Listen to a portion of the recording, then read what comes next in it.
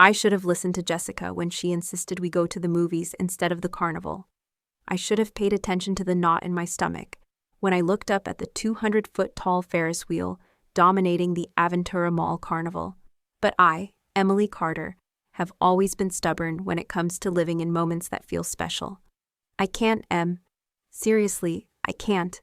Jessica gripped my arm, her face as pale as paper as she stared up. You know, I've been terrified of heights since I was a kid. I sighed, gazing at the imposing structure rising against the starry Miami sky. After 3 months of working late on soul-crushing architectural projects, I needed that view of the illuminated city. I needed to feel alive again. It's fine, Jess. I'll just go alone. Are you sure? I can wait down here. Of course. It's only 20 minutes. The line was surprisingly short for a Thursday night. I pulled out my phone to check messages from the office when I felt a presence beside me. I looked up and nearly let the device slip from my hands. The most elegant man I had ever seen was standing there, as if he belonged to a world completely different from this amusement park. His Armani suit was flawless, every line perfectly tailored, the Italian silk tie adjusted with mathematical precision. His Italian leather dress shoes gleamed under the colored lights of the nearby carousel. He stood out among the families in shorts and t-shirts, like a Renaissance masterpiece in a modern art gallery. But it wasn't just the clothes. It was the way he moved, the way he held himself, how his gray-blue eyes scanned the surroundings with an attention that seemed to catalog every detail. There was something in his erect posture, in the controlled way he breathed, that suggested a natural authority. This man was used to being obeyed. Before I could fully process his presence, he stepped directly into the Ferris wheel car when our turn came. Without asking for permission, without introducing himself, he simply sat beside me and lowered the safety bar. "Excuse me," I protested, finally finding my voice. "This is my turn, and I apologize for the intrusion." His voice was deep, controlled, with a faint accent that hinted at a privileged upbringing. When he smiled, not a common smile, but something that mixed aristocratic charm with an indefinable hint of danger, I felt my indignation melt like ice in the Miami sun. The wheel began to move, carrying us slowly upward. "You didn't even ask if I wanted company," I murmured, but my voice came out more curious than annoyed. "Would you have said yes?" He adjusted the cuffs of his shirt with a practiced, almost nervous motion. I noticed they were gold cufflinks, discreet but clearly expensive. "Probably not." "Then it's better this way." His eyes met mine, and for a moment I felt as if he could read my soul. "I'm Alexander, but you can call me Alex." "Emily." The word came out automatically, as if my capacity for suspicion had been temporarily switched off. As we ascended, Miami stretched out below us like a carpet of diamonds scattered on black velvet. The city lights created hypnotic patterns that reflected in Biscayne Bay. It was exactly the view I needed to see, but suddenly it seemed less important than the man beside me. "You're not afraid of heights," Alexander observed, and there was something in his tone that suggested genuine admiration. Should I be? Most people are. It's instinctual, the fear of falling, of losing control. He looked down at the lights. "I work with a lot of people who are afraid of everything." "What kind of work do you do?" For a fraction of a second, I saw something cross his face. A shadow, an almost imperceptible hesitation. Then the charming smile returned. "Family business, imports and exports. Nothing too exciting." He changed the subject with professional skill. "And you?" "Let me guess. Something creative. You have the hands of an artist." I looked at my own hands, realizing he'd noticed the small paper cuts and ink stains I always carried. Marks from my work with architectural blueprints. "Architect. I specialize in high-end residential projects." Fascinating. And for the first time, his interest seemed completely genuine. It must be rewarding to create spaces where people will build their lives, their memories. We talked about architecture as the car swayed gently at the top of the wheel. Alexander showed a surprising knowledge of the subject. He quoted Gaudí and Frank Lloyd Wright with the ease of someone who truly appreciated art, not just pretended to know it to impress. When I mentioned my fascination with Italian architecture, his eyes lit up. "Italy is special. I spent a lot of time there when I was young." For a moment, his expression softened. and I glimpsed something vulnerable behind the flawless facade. Maybe one day I can show you some places few tourists ever see. The promise hung in the air between us like a dangerous and tempting possibility. As we began to descend, I realized I didn't want the 20 minutes to end. Alexander had a way of paying attention that made me feel like I was the only person in the world. It wasn't just superficial charm. There was an intensity in his eyes that suggested he truly saw me, truly heard me. "Would you like to get some coffee?" he asked, as the car came to a stop, his hand helping me out with an old-fashioned courtesy that seemed natural for him. I should have said no. I should have remembered all the warnings about mysterious, elegant men who appear out of nowhere. But there was something magnetic about Alexander that made any answer but one impossible. Yes, the 24-hour diner he chose was a few blocks from the park, a common place that contrasted strangely with his elegance. But it was there that I started to notice the details that should have alerted me. First, the watch, a Patek Philippe that probably cost more than my car. Second, the way the waitress treated him, not just with professional politeness, but with an almost reverential deference that went beyond what a well-dressed customer would normally receive. And third, the two men in dark suits sitting at separate tables, clearly pretending not to watch us. "Do you have bodyguards?" I asked, trying to sound casual. Alexander followed my gaze briefly, then turned his attention back to me with that enigmatic smile. "Let's just say my family has a lot of responsibilities. Sometimes it's wise to be cautious." It wasn't an answer, but the way he said it, with that deep, controlled voice, made me decide not to press. For now. We talked for 2 hours. Alexander was funny, intelligent, and possessed a vast knowledge that spanned art, literature, and history. He spoke of travel like someone who knew the world, of wine like someone with access to the best, of classical music with the passion of a true connoisseur. But whenever I asked about his personal life, he skillfully deflected. It was as if an invisible wall surrounded certain parts of his existence, allowing access only to what he chose to reveal. When it was finally time to leave, Alexander didn't ask for my number. Instead, he handed me a business card made of heavy, expensive, cream-colored cardstock, with only a phone number embossed in gold. "Call me when you want to see me again," he said, taking my hand and kissing it lightly. The gesture should have felt dated, but from him it was absolutely devastating. Then he disappeared into the Miami night, leaving me standing on the sidewalk with more questions than answers, and a sense of emptiness I couldn't explain. Jessica was waiting in the car, clearly worried. "Where have you been?" "It's been 3 hours. Getting coffee." I showed her the card, still feeling the warmth of his lips on my hand. "With who?" "A man I met on the Ferris wheel." Jessica examined the card skeptically. "Just a number, no name, no company." "Emily, this is weird. It's mysterious. It's dangerous. Normal men don't walk around with bodyguards and watches that cost a fortune." I knew she was right.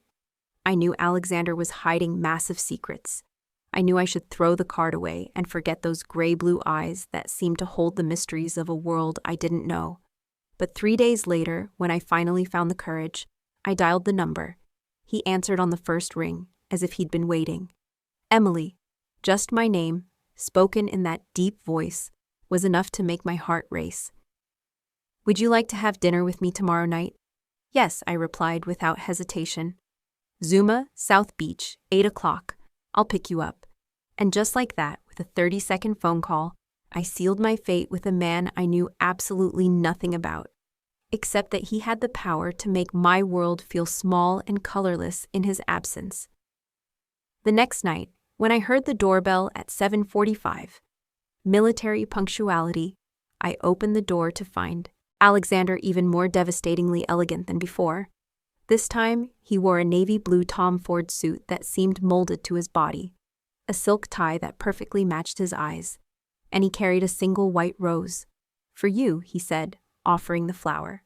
As I put the rose in a vase, I noticed the silver Lamborghini parked in front of my modest apartment building. 2 dark cars flanked the street, discreet but clearly part of some security detail. "Ready?" Alexander offered his arm. I grabbed my purse, took one last look in the mirror, and stepped out of my simple apartment into a world I didn't yet know how dangerous and seductive it could be. Zuma was exactly the kind of place I imagined frequenting only on very special occasions. The kind of restaurant where a meal cost more than my monthly electric bill. Alexander was treated like royalty from the moment we arrived. The maitre d' led us to the best table, strategically positioned in a private corner from which we could see the entire room. "Do you come here often?" I asked, noticing how Alexander adjusted his chair to have a full view of the restaurant's entrances. "From time to time, mostly for business." During dinner, I discovered new facets of his personality. He ordered for both of us in fluent Italian, chose a wine that the sommelier approved with reverence, and demonstrated an intimate knowledge of the Japanese cuisine they served. But what impressed me most was how he made me feel, like I was the most interesting woman he had ever met. "Tell me about your latest project," he prompted. And when I started talking about the house I was designing for a family in Coral Gables, he listened with complete attention, asking intelligent questions about architectural choices and structural challenges. "Do you actually care about this stuff? Or are you just being polite?" "I care." His response was serious, with no trace of his usual charming smile. I spend a lot of time in worlds where people feign interest out of greed or fear. It's refreshing to talk to someone who speaks about things they truly love. There was a melancholy in his voice that made me want to ask about these worlds he mentioned, but something in his expression told me it wasn't the time. Over dessert, he told me about a recent trip to Italy, not the usual tourist details, but intimate stories about small family-owned wineries, about local artists whose work would never reach famous museums, about afternoons spent in ancient piazzas, talking to old men who held the country's real history. "You speak like someone who knows Italy on a very personal level," I observed. "My family has connections there. Deep roots." Again, an answer that wasn't an answer. But there was something in the way he spoke of Italy that suggested much more than simple tourism or even casual business. When he drove me home, he stopped the Lamborghini in front of my building, but didn't immediately turn off the engine. We sat in silence for a moment, the sexual tension that had been building all night finally impossible to ignore. "Emily." My name sounded different in his voice, more intimate, more vulnerable. "Yes? I need you to know that my life is complicated. There are things about me that everyone has secrets, Alexander." He turned to face me fully, and I saw something desperate in his eyes. Not all secrets are the same. Before I could answer, before I could think about the implications of what he was trying to tell me, I leaned in and kissed him. It was as if the world exploded into colors I had never seen before.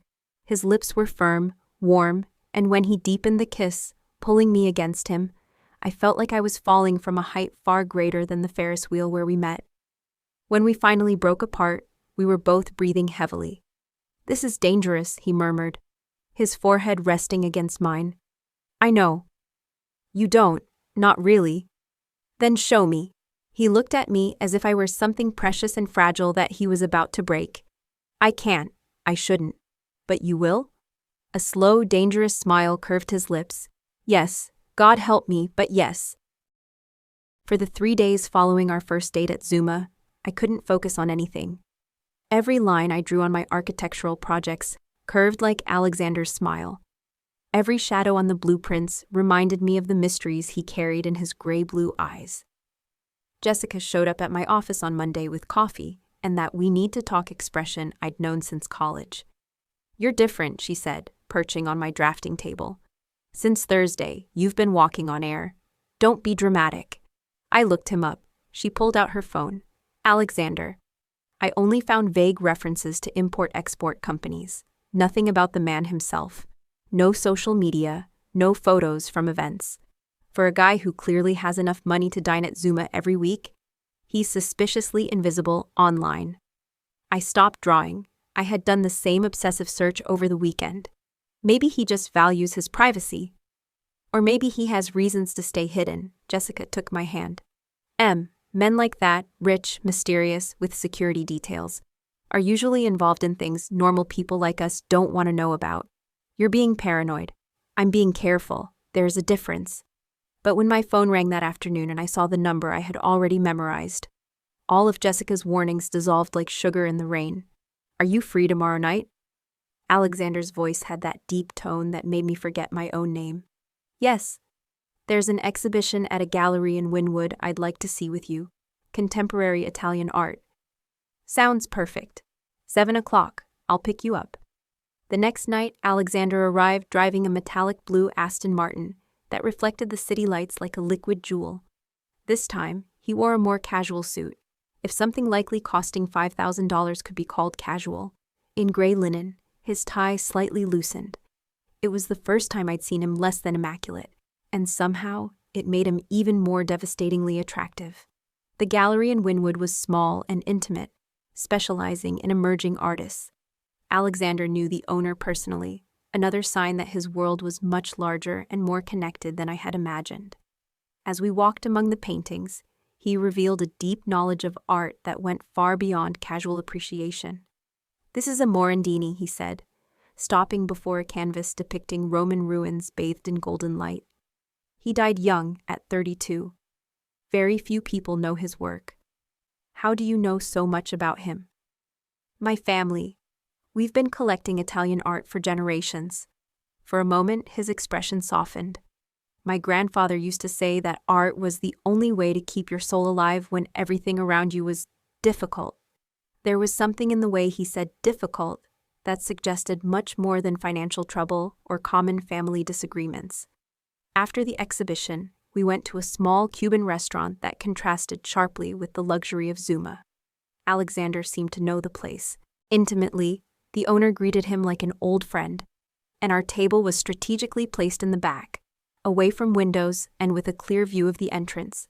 "Why do you always choose tables where you can see who's coming in?" I asked, watching as his eyes automatically scanned each new person who arrived. "Habit." He took a sip of the red wine he'd ordered without consulting the menu. "In my line of work, it's important to always be aware." "Does import-export require that much vigilance?" He studied me for a long moment, as if deciding how much of the truth he could share. "Let's just say my family does business with people who aren't always reliable.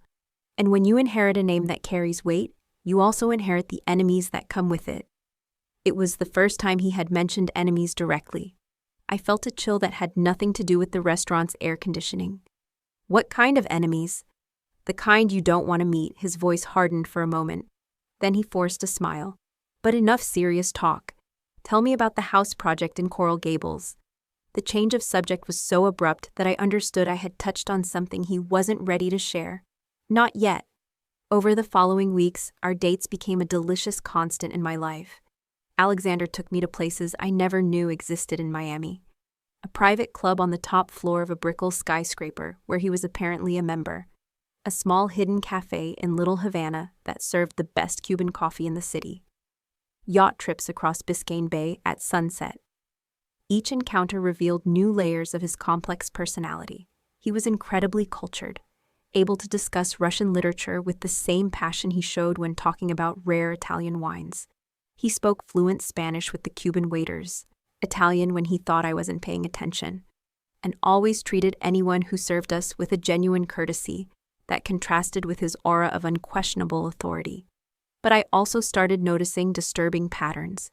Alexander always carried 2 phones, one that rang constantly and another he only answered when we were alone. He always paid in cash, thick wads of bills he pulled from a leather wallet that seemed to hold more money than I earned in a month. And always there were men in dark suits positioned discreetly nearby. "Don't you think it's weird we never have complete privacy?" I asked one night as we walked down Lincoln Road after dinner at an Argentine restaurant. "Weird how? Your friends, they're always around." Alexander stopped walking and pulled me into a hug that looked casual to any observer, but his eyes quickly scanned the street around us. "It's for my protection. For our protection." "Protection from what?" "From people who might not like to see me happy." The answer chilled me. There was a sincerity in his voice that turned what I had been trying to ignore into a cold, frightening reality. Alexander wasn't just mysterious. He was in real danger. That night, when he took me home, we sat in the car for almost an hour, just talking. It was then that I saw the first cracks in his flawless facade. He told me about his father's death when he was young, an accident, as he put it. But the pain in his eyes suggested something far more violent and traumatic. "I was 22 when I took over the family business," he said. his fingers drumming nervously on the steering wheel. I wasn't prepared for the responsibilities that came with the Benedetti name. It was the first time I had heard his full last name, Alexander Benedetti.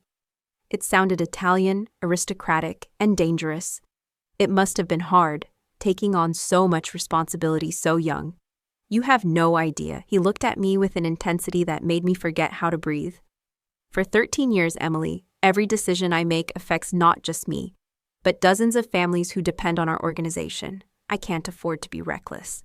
But with you, for the first time in years, I want to be reckless. I want to make choices based on what I feel, not what's strategically sound. His words were simultaneously the most romantic and the most terrifying thing anyone had ever said to me. 3 weeks after our first date, Alexander invited me to his penthouse for dinner. I knew this would be a milestone in our relationship. He had never taken me to his home before. The apartment in South Beach was exactly what I expected from a man like Alexander. Elegant, masculine, and minimalist in a way that cost a fortune. Italian marble floors, furniture by designers I recognized from architectural magazines, and a panoramic view of the city that had to be worth millions. But it was when he removed his jacket and loosened his tie for the first time in my presence that I truly saw who he was behind the armor of elegance. His white silk shirt was slightly wrinkled, revealing that even he wasn't immune to stress. When he rolled up his sleeves, I noticed a thin scar on his left forearm, too linear to be accidental. "Wine?" he offered, heading to a climate-controlled wine cellar that took up an entire wall. "Please." While he selected a bottle, I explored the room. The art was all original, much of it clearly old and priceless. But it was the framed photograph on a side table that caught my attention. An older man who looked remarkably like Alexander, arm in arm with a beautiful woman, both smiling at some elegant party. "My parents," Alexander said, appearing beside me with 2 glasses of red wine. This was taken 3 weeks before the accident. The pain in his voice was palpable. Without thinking, I touched his arm. "I'm so sorry." He taught me everything about conducting business, about honoring commitments, about protecting the people who depend on you. Alexander took a long swallow of wine. But he never taught me how to deal with this. With what? With feeling vulnerable. The admission hung between us like a dangerous confession. Alexander, always in control, always flawless, was showing me a weakness very few people had ever seen. We had dinner on the balcony, overlooking the ocean and the lights of Miami Beach. Alexander had personally prepared a simple but perfect Italian meal: seafood risotto, a salad with tomatoes he swore were imported directly from San Marzano, and a tiramisu that rivaled anything I had ever tasted. "You cook?" I asked, surprised by his culinary skill. "My nonna taught me before she passed. She said a man who couldn't feed the people he loved was only half a man." "Your Italian grandmother?" "Sicilian, a small but fierce woman who ran our family with an iron fist." He smiled with genuine affection. "She would have liked you." "How can you be so sure?" "Because you're not afraid to challenge me. She always said strong women make strong men." After dinner, we sat on the couch with more wine, and the sexual tension that had been building for weeks finally became impossible to ignore. When Alexander pulled me onto his lap, I felt like I was on fire from the inside out. "Emily," he murmured against my lips, "you know that once we cross this line, there's no going back, right?" "Why wouldn't there be?" "Because when I care about someone, I protect them with my life. And my life comes with complications you don't fully understand yet." "Then help me understand." Instead of answering, he kissed me with a desperate passion that seemed to contain years of loneliness. His hands were simultaneously gentle and possessive, his mouth a promise of pleasures I could barely imagine. We made love that night with an intensity that left me shaking. Alexander was attentive but dominant, gentle but completely in control. Every touch seemed to uncover parts of me I didn't know existed. Afterward, as I lay in his arms, he traced lazy patterns on my bare skin. "I need to tell you some things," he said, his voice serious in the darkness. "Can it wait until morning?" "It can. But Emily," he turned me to look into my eyes, "when I tell you, everything will change. You need to be ready for that." I held his face between my hands, studying every line, every shadow. It already has. Since that first night on the Ferris wheel, everything has changed. He kissed me again, and I felt like I was sealing a pact whose terms I didn't yet fully know. But in that moment, wrapped in his arms, the scent of his skin mixed with mine, I didn't care about the consequences. I was lost and irrevocably in love with Alexander Benedetti, and he was right. There was no going back. The next morning, I woke up alone in his bed, wrapped in Egyptian cotton sheets that cost more than my monthly rent. I found him in the kitchen, fully dressed again, dark suit, tie perfectly knotted, as if the vulnerability of the previous night had been just a dream. "I have to go out for a few hours," he said, pouring coffee into a porcelain cup that was probably a family antique. "Urgent business." "Okay." He studied me carefully, as if looking for signs of regret or fear. "Emily, about our conversation last night." "Alexander." I stood up and adjusted his tie, an intimate gesture that made him close his eyes for a moment. "I chose to be here. I chose you. Whatever you need to tell me, we can handle it together." For a moment, I saw something close to panic in his eyes, as if my acceptance was simultaneously everything he wanted and everything he feared. "You don't know what you're saying. Then show me. Teach me, but don't push me away."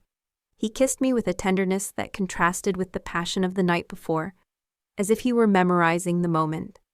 "I'll be back in a few hours. We'll talk then." But when he returned that afternoon, carrying flowers and a grim expression I had never seen before, I knew our talk would change everything, perhaps in a way from which there truly was no turning back.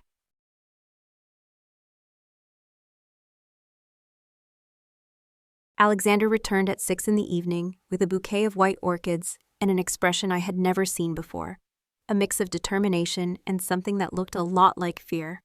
He was still wearing the suit from that morning, but it was now slightly wrinkled, his tie loosened, as if he had spent hours in tense meetings. "We need to talk," he said, placing the flowers in a vase with movements that were rougher than his usual elegance. I sat on the couch, watching him pour 2 glasses of Macallan whiskey with hands that trembled almost imperceptibly. Alexander was always controlled, always self-assured. Seeing him nervous terrified me more than any words could. "What happened today?" I asked. He sat beside me but kept a distance, a calculated space that seemed to protect both him and me. "Information came in about movements from people who are not fond of my family." He took a long drink of the whiskey. "Emily, there are things about my life I've omitted, not out of dishonesty but for protection." "What kind of things?" "The kind that could put your life in danger just by you knowing them." A cold dread crept up my spine, but I reached out and took his hand. "Trust me." Alexander looked at our intertwined hands as if they were the most precious and dangerous thing in the world. "My family, the Benedettis. We aren't just importers and exporters. We are, let's say, facilitators for businesses that operate on the fringes of the law." His voice was carefully modulated, each word chosen. "I inherited responsibilities that go far beyond simple companies. There are people who depend on us for protection, for territory, for resolving disputes that common law can't touch." The euphemism was elegant, but I wasn't naive. An Italian family, territory, protection, deadly enemies. The pieces clicked into place, forming a picture I had tried to ignore. "Are you telling me you're—" "I'm telling you I live in a world where one wrong word can have permanent consequences, where loyalty is measured in blood and betrayal is punished severely." My mind slowly processed the implications. The constant bodyguards, the reverential respect he received everywhere, the way there was no trace of him online, the phone calls in Italian he took in threatening tones. "How long were you going to hide this from me?" "Forever, if I could have." His answer was brutally honest. "Emily, you're the first good thing that's happened in my life in years, the first person who looks at me and sees just Alex, not the head of the Benedetti family. I wanted to protect that, to protect you. And now? Now there are people who know about you, people who might try to use our relationship against me." The fear I had been suppressing finally manifested completely. Not fear of Alexander, but fear of the world he lived in, and into which I had dived headfirst. "What kind of people?" "Vincent Torres, Vinny as he's known on the street." Alexander finished his whiskey in one go. "He runs operations in New York and our families have—" Historical disagreements. I learned today that he's in Miami. The way he said the name, with a coldness that cut like glass, made me understand this wasn't simple business rivalry. What does he want? Territory, control, revenge. Alexander finally looked at me directly. And now apparently you. The next 2 weeks were a blur of tense luxury and growing paranoia. Alexander maintained our routine of dates, but everything had changed. Where there were once 2 discreet bodyguards, there were now 4 visibly armed men. Where we once dined in public restaurants, meals now took place in private clubs with controlled entry and security sweeps. I started noticing details that had previously escaped me. The way Alexander constantly adjusted his cuffs when he was nervous, a habit I realized was much more frequent. How his eyes never stopped moving, always cataloging exits and potential threats. How he spoke on the phone in elaborate codes that sounded like casual conversations but were clearly communicating vital information. Lorenzo arrived from New York, he announced one night during dinner at his penthouse. You'll meet him tomorrow. Who's Lorenzo? My right-hand man, my best friend since childhood. Alexander cut his steak with surgical precision. If anything happens to me, Lorenzo will take care of you. Nothing is going to happen to you. Emily. He stopped eating and looked at me with intensity. In this world, we have to prepare for every possibility. Lorenzo Rivers was exactly what I expected of Alexander's best friend. Impeccably dressed, lethally elegant, and clearly devoted to the man he called his boss. Tall and lean, with dark eyes that seemed to see everything, he treated our first meeting like a job interview for the most important position in the company. So you're the woman who managed to capture our Alex's attention, he said, studying me with a gaze that felt like it was reading my soul. I guess so. Good. He smiled, and for a moment he seemed almost human. He needed someone to remind him there's life beyond the business. During lunch at the private club Sea Spice, Lorenzo subtly explained the new rules of my existence. I would have discreet but constant protection. Certain areas of the city were now temporarily off-limits. My office would undergo security upgrades that were definitely not about common burglar alarms. It's temporary, Alexander assured me that night, when I protested the invasion of my independence. As soon as the situation with Vinny is resolved, we'll go back to normal. And when will that be? When one of us is no longer breathing, he replied with a brutal frankness that chilled me to the bone. The first real attempt at intimidation happened a week later. I was leaving a client meeting in Coral Gables when I noticed the black Suburban that had been following me for 3 blocks.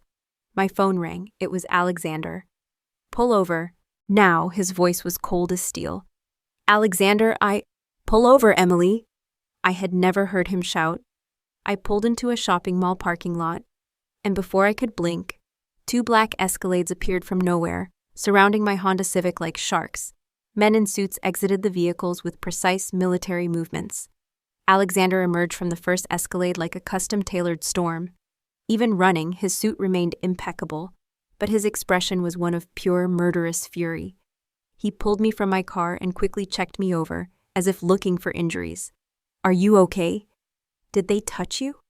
Who? Alexander, you're scaring me. The men in the Suburban. They've been following you for 20 minutes. That's when I saw the black Suburban parked at a safe distance, 3 men standing outside, staring directly at us. One of them gave a sarcastic wave. Message delivered, one of them shouted, before they got back in their car and disappeared. Alexander spoke rapidly in Italian to his men, his posture radiating lethal authority. Then he led me to the Escalade, and for the entire ride to his penthouse, his hands shook with barely contained rage. They can't touch you, he repeated like a mantra. They can't even think about touching you. That night, for the first time, I saw Alexander completely lose control. He paced the penthouse like a caged animal, speaking on the phone in Italian in progressively more threatening tones. He threw his jacket on a chair, ripped off his tie, unbuttoned his shirt. It was like watching his armor being shattered by frustration and fear. They want a war, he said finally, pouring himself a bourbon with hands that still trembled. Vinny wants a war, and he's going to get one. Alexander, no. No what? Don't do anything rash because of me. He looked at me as if I had suggested he stop breathing. Emily, you don't understand. In my world, allowing someone to threaten what's mine is a sign of weakness, and weakness leads to death. Then take me out of the equation. How? Send me away, to my sisters in Seattle, anywhere, until this is over. Alexander stood still for a long moment, processing the suggestion. Then he laughed, a bitter, humorless sound. You think it's that simple? That I can just hide you until Vinny gets bored and leaves? He moved closer, cupping my face in his hands. Emily, you're not just my girlfriend now. You're my known weakness, my vulnerable point. Even if I sent you to the moon, he would find you. So what do? We do nothing. I end this. The finality in his voice terrified me. What does that mean? It means Vinny Torres made a choice when he threatened you, and now he has to live with the consequences of that choice. The next morning, I woke up alone again. I found a note on the kitchen table, written in Alexander's elegant script. Important meeting today. Lorenzo will stay with you. Do not leave the house. I love you more than my own life. Lorenzo arrived at 9 with gourmet coffee and a grim expression. Where did he go? I asked. To solve a problem. What kind of problem? Lorenzo studied me carefully before answering. The kind that, if solved correctly, will ensure you never have to worry about Vincent Torres again. And if it's not solved correctly, then you'll have much bigger problems to worry about. The hours dragged on like years. Lorenzo remained politely present but tense, taking constant phone calls in Italian. At 4 in the afternoon, his phone rang, and he turned pale after listening to whoever was on the line. We need to go. Now. Where? To get Alexander. The drive to the financial district was a haze of distant sirens and gridlocked traffic. Lorenzo drove as if our lives depended on it, speaking rapidly into his phone in a mix of English and Italian. We stopped in front of a skyscraper in Brickell. Lorenzo guided me quickly through the marbled halls to a private elevator that went directly to the 40th floor. What happened? I asked, but he just shook his head. The elevator doors opened to reveal an office in chaos. Papers scattered, furniture overturned, glass shattered. And in the center of it all, Alexander sat in a leather chair, his white shirt stained with blood, being examined by a man who was clearly a doctor. Oh my God! I ran toward him, but Lorenzo held me back. He's okay. It's mostly the other guys. Alexander looked up when he saw me. Even injured, even with his face bruised and cut, his eyes lit up. Emily. My voice came out as a desperate whisper. I told you not to come, he murmured, trying to smile, but wincing in pain. What happened? Vinny wanted to talk in person.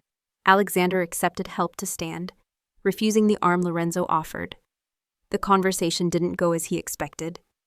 Is he alive for now? The coldness returned to Alexander's voice. But now he knows I'm not bluffing. Alex, Lorenzo stepped forward. We need to get out of here. The police will be here soon, and there are questions we'd rather not answer. During the ride back, sitting next to Alexander in the back of the Escalade, I held his hand and finally understood the reality of the world I had stepped into. This man I loved, this gentle man who cooked for me and quoted Italian poetry, was also capable of violence I could barely imagine. Do you hate me now? He asked, his voice vulnerable despite the brutality he'd just been a party to. Should I? Probably. I looked at his bruised face, at the hands that had touched me so tenderly, and now showed signs of a brutal fight. I love you, Alexander. All of you, even the parts that scare me. He closed his eyes as if my acceptance was both salvation and damnation. This isn't over yet, Emily. Vinny won't stop. Today was just the first round. So what happens now? Alexander opened his eyes, and I saw in them a relentless determination that made me understand the gentle man I met was just one facet of someone far more complex and dangerous. Now we wait for him to make the mistake of underestimating just how far I'm willing to go to protect you.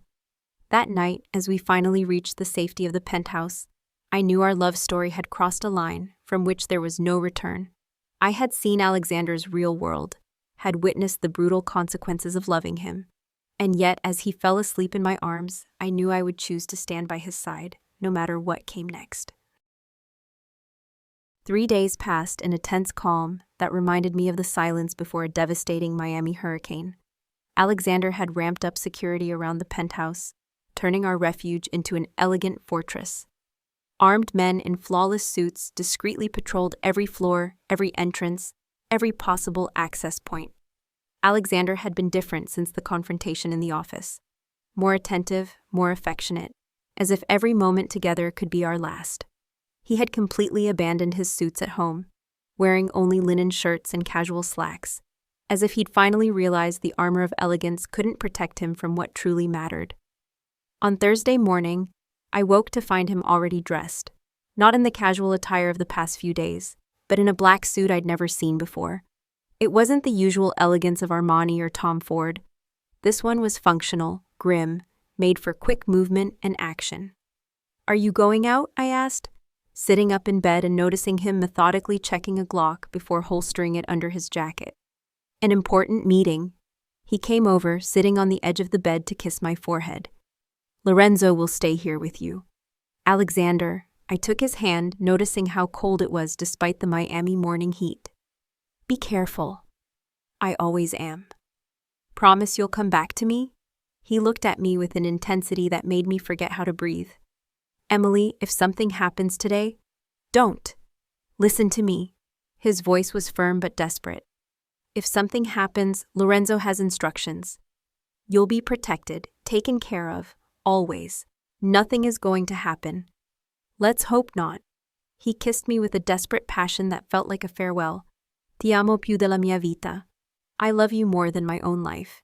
He had never spoken Italian to me before. After Alexander left, I wandered the penthouse like a ghost. Lorenzo tried to distract me with talk of art and architecture, but his eyes constantly checked the phones he carried. At 10 o'clock, one of them rang. The conversation was brief, in Italian, but I saw Lorenzo's face go pale. "What is it?" I asked. "Nothing to worry about right now. Alex is handling the situation, but his expression told a different story."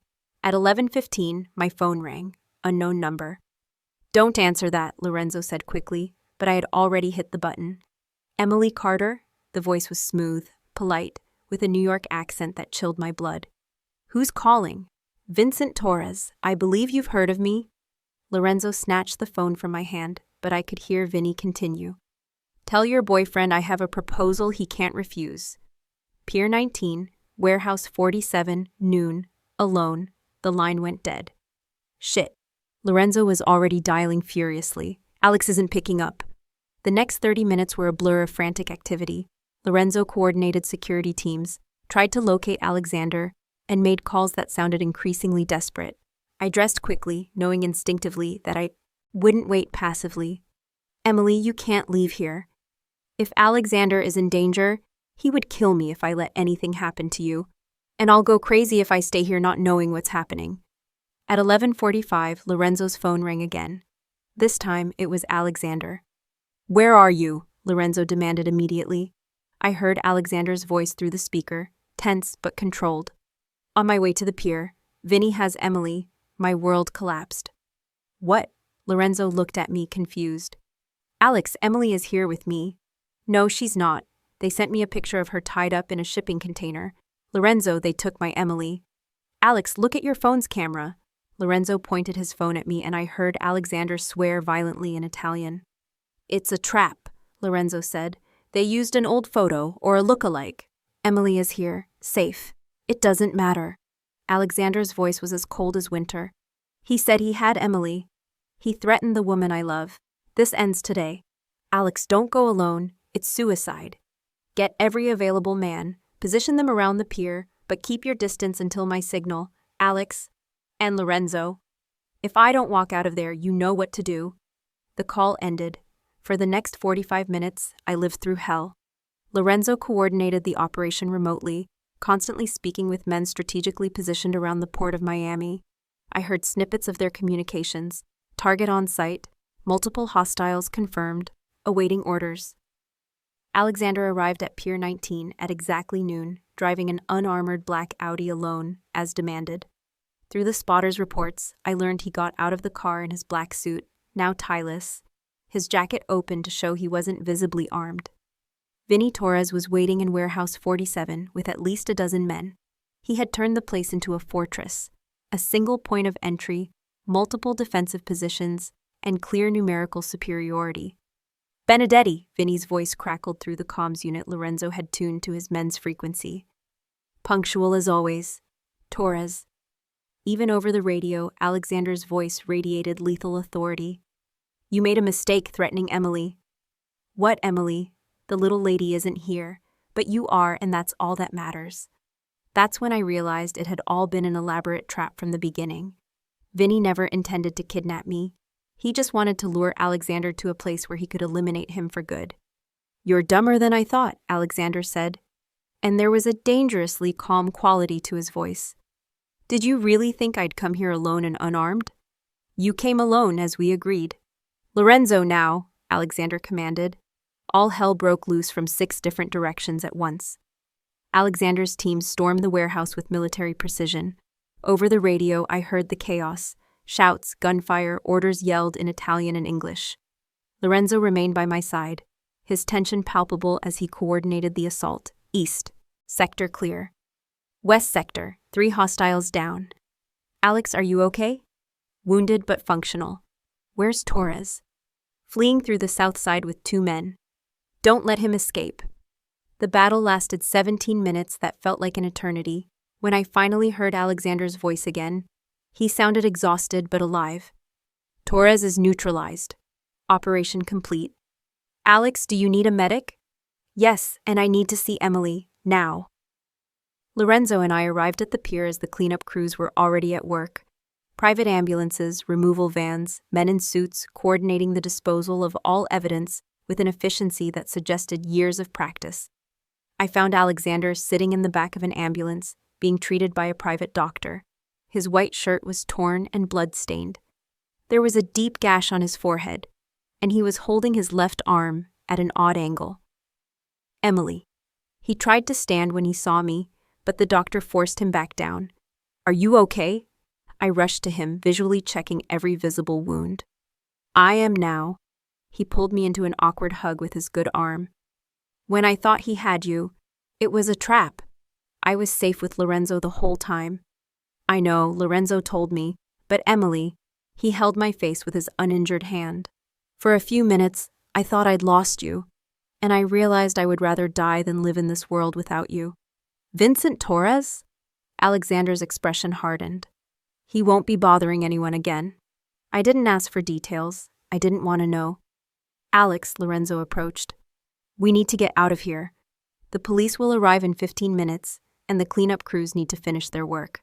During the ride back, I sat beside Alexander in the back of the private ambulance. The doctor had bandaged his left shoulder and stitched the cut on his forehead, but he had insisted on going home instead of to a hospital. How many men did we lose? He asked Lorenzo. 2 wounded, no fatalities. Torres's men weren't so lucky. Alexander closed his eyes, and I saw the weight of his decision settle on his shoulders. Emily, he said after a long silence. Yes? Do you still want to be with me? After all this, after seeing what my world really is, I looked at this man who had risked everything to protect me from a threat that didn't even exist, who had orchestrated urban warfare to defend my honor, who sat wounded and exhausted because he couldn't tolerate the thought of losing me. Alexander Benedetti, I said, taking his good hand. I chose you when you were just a mysterious man on a Ferris wheel. I chose you when I learned your secrets. I choose you now, knowing exactly who you are and what world you command. Even knowing it means our life will always have this kind of danger. Especially knowing it. He kissed me with a tenderness that dramatically contrasted with the brutal violence he had just orchestrated. It was like kissing 2 different men, the ruthless boss capable of eliminating enemies, without hesitation, and the vulnerable man who trembled at the thought of losing me. Ti amo, Emily Carter, forever. I love you too, all of you. When we arrived at the penthouse, Alexander finally allowed the doctor to examine him properly. 2 cracked ribs, multiple cuts and bruises, and a dislocated shoulder he had popped back into place during the fight. You need to rest, I insisted, helping him lie down on our bed. I need to talk to the heads of the other families.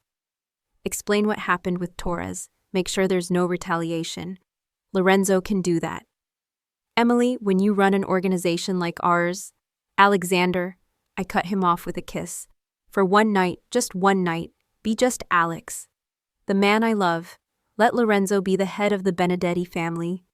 He looked at me as if I had offered something impossible and precious. One night? One night. That night I cared for the man who had killed to protect me, who had risked everything for a love born on a Ferris wheel and forged in the fire of danger. I brought him soup, changed his dressings, and simply lay by his side as he slept, one hand always touching my arm, as if he needed constant reassurance that I was real and safe. When I woke the next morning, Alexander was sitting on the balcony, wearing only his pajama pants, looking out at the ocean. His back was a canvas of purple and yellow bruises that told the story of the previous day's battle. "How are you feeling?" I asked, sitting beside him. Like a man who finally understands what really matters in life. "And what's that?" He turned to look at me, and in his eyes, I saw not the feared head of the Benedettis, but simply the man who loved me beyond reason. "You, Emily, always you." In that moment, sitting beside the most dangerous man in Miami, as he looked at me like I was his salvation, I knew our story had survived its trial by fire. We had faced the brutal violence of his world and emerged stronger, more united. But I also knew that while the immediate threat of Vincent Torres was gone, our life would never be completely safe. Loving Alexander Benedetti meant accepting there would always be other Vinnies, other threats, other moments when our love would be tested by fire and danger. And yet, looking into his wounded but determined eyes, I wouldn't have chosen any other life. The 3 days following the pier showdown passed in a haze of physical recovery and emotional turmoil. Alexander flatly refused to leave the penthouse, delegating all urgent responsibilities to Lorenzo, while he focused obsessively on my safety and well-being. "You have to stop looking at me like I'm going to disappear," I said on Sunday morning, finding him in the armchair by the bed, clearly having been awake all night watching me sleep. "I can't." His voice was hoarse with exhaustion. "Every time I close my eyes, I see that fake photo Vinny sent me. You, tied up, afraid." He ran a hand through his hair, a gesture of frustration that had become common. "I know it was a trap. I know you were safe the whole time, but my mind can't fully process it." I got up and knelt beside his chair, holding his face in my hands. His eyes were bloodshot with fatigue, and the bruises on his face had darkened to deep shades of purple and yellow. "Alexander, look at me. I'm here. I'm safe. I'm with you." "For how long?" The question came out as a desperate whisper. "Emily, you saw what happened. You saw how my world works. How can I ask you to live knowing there will always be another Vinny, another threat, another moment where I could lose you?" It was the first time I had seen him truly broken. The man who commanded one of the most powerful criminal organizations on the East Coast was crumbling because he couldn't guarantee the absolute safety of the woman he loved. "You can't," I answered honestly. "You can't guarantee me total safety. Just like I can't guarantee I won't get hit by a car tomorrow, or that I won't get cancer at 40, or any of the 1,000 horrible things that can happen in life. It's different. It's more intense, but it's not different. Alexander, life has always been dangerous. The difference is that now I know exactly what kind of danger we face, and I know I have the most powerful man in Miami willing to move mountains to protect me." He pulled me onto his lap, ignoring the obvious pain in his cracked ribs. "You can't be serious." "I've never been more serious in my life." I kissed his forehead, careful not to touch the stitches. "I choose you, Alexander. I choose you, your world, your dangers, your responsibilities, all of it." "Why?" "Because in the last 3 months, you've made me feel more alive than in the previous 28 years. Because when you look at me, I see who I really am. Because even in the middle of a literal war, your first thought was to protect me." That afternoon, Lorenzo arrived with a detailed report on the fallout from the confrontation. We sat in the living room, Alexander still moving gingerly because of his ribs, while Lorenzo laid out the new political reality of their world. The removal of Vincent Torres was well received by the other families, Lorenzo said, consulting his notes. He'd been causing trouble for years, not just for us. Tony Martelli from Boston said you did everyone a favor. "And the authorities?" Alexander asked. Pier 19 officially suffered an electrical fire that destroyed Warehouse 47. There's no physical evidence of what really happened. The Torres crew members who survived went back to New York with clear instructions to keep their mouths shut. How many survived? 3 of the 12. They got the message. Alexander nodded, but I saw the weight of that information on his shoulders. 9 men were dead because he couldn't tolerate a threat against me. It was a brutal calculus that I was beginning to understand. And our men? Marcus is in the private hospital with a bullet in his shoulder, but he'll make a full recovery. Roberto had a concussion but has already been discharged.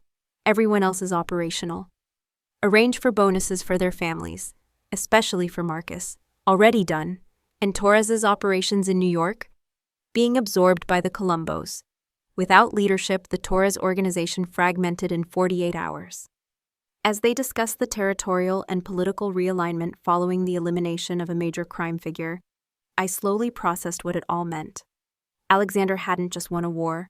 He had fundamentally shifted the balance of power in an entire world I barely knew. There's one more thing, Lorenzo said, hesitating for the first time. Agent Cole from the FBI is asking questions about the pier fire. Alexander went still. What kind of questions? He knows it was more than an electrical fire. Has sources in the fire department who reported evidence inconsistent with the official story. Can he prove anything? Not with what he has now. But he's digging. And Emily. Lorenzo looked at me uncomfortably. Your name came up in his investigation. My blood ran cold. What do you mean? Cole knows about your relationship with Alex. He knows you were under protection during the confrontation. He's trying to figure out your connection to the events. Alexander stood up abruptly, ignoring the evident pain. This stops. Now. Alex, he's FBI. We can't just... I can and I will. Alexander's voice carried a lethal authority I rarely heard. Emily will not be dragged into this. What are you going to do? I asked, recognizing the dangerous tone. I'm going to have a talk with Cole. Make it clear that Emily has absolutely nothing to do with my business. And if he doesn't believe you, he will. The certainty in his voice terrified me more than Vinny Torres's original threat. That night, after Lorenzo left, Alexander and I talked about the future for the first time since the showdown. We were on the balcony, him in just a t-shirt that revealed the bandages around his ribs, me in one of his shirts that came down to my knees. Emily, I need to ask you something, and I need you to be honest. I always am. Do you really want this life? Not the romantic fantasy of dating a dangerous man, but the reality. Federal agents investigating our relationship. Enemies who will always see you as a target. Decisions being made that affect human lives. I considered the question carefully. Over the past 3 days, I had witnessed the true weight of Alexander's world. I had seen how every decision had deadly consequences, how he carried the responsibility for dozens of families, how he lived with the constant knowledge that his enemies were looking for any weakness to exploit. Can I ask you a question too? Of course. Can you walk away? Really walk away from all of this and live a normal life? He was silent for a long moment. Not completely. My name, my family, my position, they come with lifelong responsibilities. I can delegate more to Lorenzo. I can step back from the day-to-day operations. I can focus on more legitimate businesses. But I'll never be just a normal businessman. Then my answer is yes, I want this life, because I want you, and you come with this life. Even knowing the dangers, especially knowing the dangers. Alexander, in the last 3 months, you've shown me a world I never knew existed. Yes, it's dangerous. Yes, it's scary, but it's also real in a way my old life never was. He pulled me closer, and we stood in silence, watching the lights of Miami stretch to the horizon. There's one thing you need to know, he said finally. What? Cole isn't our only problem. With Vinny gone, other families will want to test our limits. See if the victory has made us complacent or if we're stronger than before. What does that mean for us? It means the next few months are going to be delicate. I'll need to be more visible, more aggressive in showing strength. There will be meetings, negotiations, possibly other confrontations. And me? You will be protected, always. But Emily, he turned to face me directly. If you stay with me, There's no middle ground. You'll be in this world completely, with everything that implies, including being investigated by the FBI, including that, and possibly being targeted by other rival families. Yes. And having to live knowing you might have to make life and death decisions. Yes. I took a deep breath, processing the magnitude of what he was offering, or warning me about. Alexander, since we met, my life has completely changed. Not just because I fell in love with you, but because you showed me I was just existing before. Now I'm living. Even if living means being in constant danger, especially because of it. He kissed me with an intensity that felt like a contract being sealed. When we broke apart, his eyes were shining with a mixture of relief and determination. Then let's do this the right way. What do you mean? I mean, if you're going to be a part of this world, you're going to be all in as my wife, not just my girlfriend. My heart stopped. Alexander, Emily Carter, will you marry me, knowing exactly who I am, what world I command, and what kind of life I can offer you? I looked at this man who had literally killed to protect me, who was offering me not just his heart, but full entry into a world of power and danger few people ever knew. Yes, I answered without hesitation. Yes, I'll marry you. When he kissed me this time, I felt like we were sealing not just our commitment to each other, but our shared destiny in a world that would never be simple or safe, but would be ours. That night, making love carefully because of his injuries, I understood we had crossed every possible line. There was no going back, no more doubts, no more fear of the unknown. I was officially part of Alexander Benedetti's world, and he was mine, with all the glorious and terrifying consequences that entailed.